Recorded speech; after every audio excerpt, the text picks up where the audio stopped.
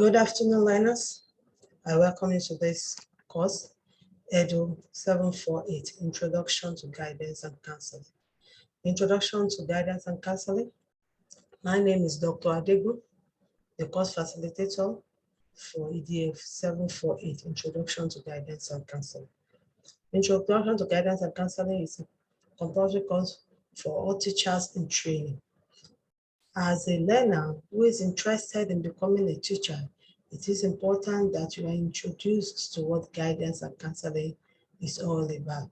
Because as a teacher in training, by the time you get to the field, you are not just a teacher, but also a counselor in a certain capacity. So it is important that you understand the basics of guidance and counseling. I'll be sharing my screen with you soon.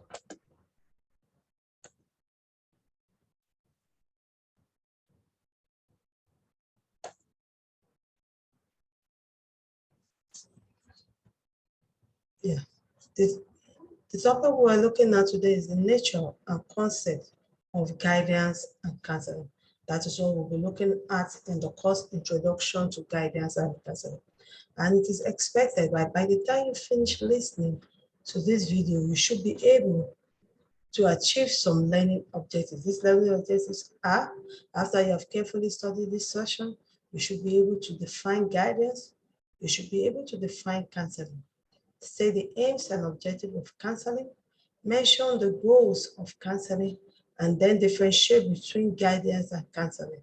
In most cases, people marry the two together or assume that one is another. Guidance is different from counseling, and in the course of this study, I will be putting you through to what guidance is and what counseling is, the differences between these two. So let's go to the concept proper. What is guidance? Guidance is the process of helping an individual to be a better person, understanding of himself and his world. So generally, what guidance does is it helps the person in understanding himself and his world and his environment as a whole. The American Personal and Guidance Association in 1967 defined guidance as an organized effort of a school to help the individual child to develop his maximum potential. Also, IPAIE 1983 defines guidance as a generic label, an umbrella term that covers all the means whereby an instructor identifies and responds to the needs of pupils or students, no matter the nature of the need and no matter its sources, thereby helping the child to develop to his maximum potential. That is what guidance is. Basically, guidance is a school on an academic activity. In fact, guidance is the basic core function of a school setting. Let's now go to counseling. Counseling is a one-on-one interaction between a client and a professional counselor who assists the individual in resolving conflicting situations the client may be undergoing and directed him towards a goal which leads to his maximum development and growth. Understand that in counseling, it is one-on-one interaction, unlike guidance, where we are talking to students that as a whole, is one-on-one. And also understand that in counseling, we have the word professional, a professional counselor. Also, Stone 1976 defined counseling as a learning process in which individuals learn about themselves, their interpersonal relationship and behavior that influences their personal development.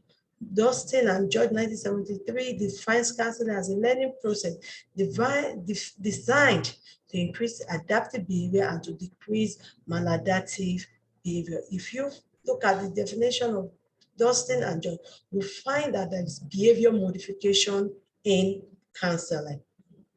Now, what are the aims and objectives of counseling in education? What are the aims and objectives of counseling in education? Because as a teacher in training, you are dealing with education. And I've told you this course is Introduction to Guidance and Counseling. So what are the aims and objectives of counseling in an educational setting? One, to give the student information on matter that is important to his or her sources. Information that are important to the sources of that student, academic sources of that student, career sources of that student. That is what guidance and counseling does in an educational setting. To get information about the student which will be helpful in solving his or her problem, When you get information, you are able, when you have information about a student, you're able to solve that student's problem. To establish a feeling of mutual understanding between the student and the teacher, mutual understanding through the help of guidance and counseling. There is a mutual understanding of the student and the teacher. As a teacher, you know your role. As a student, understands his or her role. You don't infringe on the rights of the students, as a teacher, and that will help in creating a mutual understanding of relationship between the teacher and the learner, and this will foster academic achievement. To help the student work out a plan for solving his difficulties, challenges, as learners and students encounter different problems or difficulties in the course of their learning. The aim and objective of counseling in an educational setting is to help that learner to be able to create plan in solving this difficulty, to help the student know him or herself better, his interest, ability, aptitude, and opportunity is important. When the student understands his or herself better, he or she is able to pick the right career in future. To encourage and develop special abilities and right attitudes in students. Special ability, each child has a talent or an ability, and it is a function of a school counselor or school guidance to help the student develop the special abilities and right attitudes. What is the goal of counseling in general? What is the goal of counseling? Like I said, the counseling is an helping situation, it's a helping relationship that involves a professional counselor and a client who has one challenge or the other. So therefore, what is the goal of counseling? It says first, to assist counselee overcome their immediate problem and also to equip them to meet future problem. If a client comes to you as a counselor, you are to help that client to overcome that immediate problem and make sure they are equipped so that when they encounter other problems in future, they are able to resolve it. To understand the behavior, motivations, and feelings of the counselor. That is another goal. As a counselor, one of the goals of the counselor is to understand the behavior, motivations, and feeling of your client to help the counselor become self-actualizing person.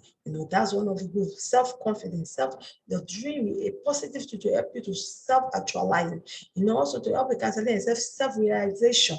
That is one of the goals of counseling, and also to help the counselor become a fully functional person. That is the art of counseling, fully functional, making a counselor or your client to be fully functional in the appropriate manner. Differences between guidance and counseling. When I introduce this course, you will remember that I said in most cases people mix guidance and counseling together. The guidance and counseling, they feel that they are the same, that these two words mean the same thing. They are related, but they are not the same. So now we're going to be looking at the differences between guidance and counseling. There are two different words with two different meanings. First, it says it's the body of psychotherapy, while guidance is the art and way of psychotherapy. Now, guidance is just the surface value, the surface view of what a counseling program is. While counseling is the inner view, the inner content of counseling program. Secondly, it is mainly the total school program. I've told us when we're talking about guidance generally is a school program. It's usually embedded in an educational setting, choosing careers, teaching right subject combination, managing students' behavior, giving student guidance on what learning abilities are, what study habits are, is basically a school program. But in counseling goes beyond educational and academic program. It is beyond that. It deals with our psychosocial problems, more deeper and is more intense. Yeah. It can be done orally in group or via media, TV, radio, email, social media, etc. While counseling is usually done face to face and individually, it's usually face to face and it's highly confidential, and that's why it's usually face to face. Counseling guidance is informative. It gives information, provides all necessary information in making, a student or a person to be better informed about himself and the environment. Why counseling is therapeutic? It is curative in nature. It's a treatment. Counseling is therapeutic. It is a treatment, and this is where theories of counseling come to play. So guidance is informal. It can be done anywhere, but counseling is a formal encounter. It is planned. It is organized. So that is counseling. It could be public. Guidance could be public. Counseling is usually private and highly confidential. If you remember, I said, that counseling is face to face, and this is because it is highly confidential. It can be done by anybody, teacher, parent, pastors, etc. That is guidance. That is where the mistake comes from. When some people ignorantly say, who is the counselor? Who cannot advise? You see, guidance, what people give is guidance and not counseling. In counseling can only be done by professionally trained counselor. Why can it be done by professionally trained counselor? It's because professionally trained counselors are equipped with all counseling theories or counseling tools that will help them in able to perform their duties effectively, to give out all the therapy or psycho treatments, psychological treatments to their clients. It is preventive. Guidance is preventive. Why counseling is curative? The essence of guidance is to prevent the fall or a wrongdoing on the part of the learner. Why in counseling? Counseling is curative. When there is a problem, when the problem has been diagnosed, to solve that problem, then we need counseling. That's why we say it's curative. Let's look at our medical line, for example. You can prevent malaria by using, mosquito nets, by flitting your house, locking the windows, make sure that mosquito does not come in. That way you are preventing it. But by the time you have malaria or you come down with malaria, then you need a medical doctor. You need the drug. This is what counseling is to guidance. Guidance prevents, undesirable things from happening. Why in counseling? When those things come into play, for example, a person is depressed, a person is confused, at that point, that person needs counseling, which is a treatment. That's why we say it is curative. Guidance is mostly initiated by the counselor. In school setting, one of the duties of the school guidance and counselor or a teacher is to organize a career week, career days, group training or study habits, behavior, required behavior, telling them what desirable and undesirable behaviors are usually is. And in guidance, is usually done in group, in large numbers. But here in counseling, is mostly initiated by client because it is individual. When a client realizes that I have this problem, I have this challenge, then he goes ahead to meet a counselor for help. Just like when we fall sick, we can no longer treat ourselves. We go and see a medical doctor to prescribe what drug we use to cure this illness. The same thing happens when a client realize that he or she has psychological issues or psychological problems that cannot be resolved on his or her own, then he or she initiates a contact with the counselor in helping him or her resolve that issue. Less emotive and structured is highly emotive and less structured. Guidance is less emotive and structured. Guidance is highly emotive and well structured. Why did we say it's highly emotive? The counselor is able to put the client, you are empathic, you feel the situation, the challenge, you feel one-on-one that client is going to.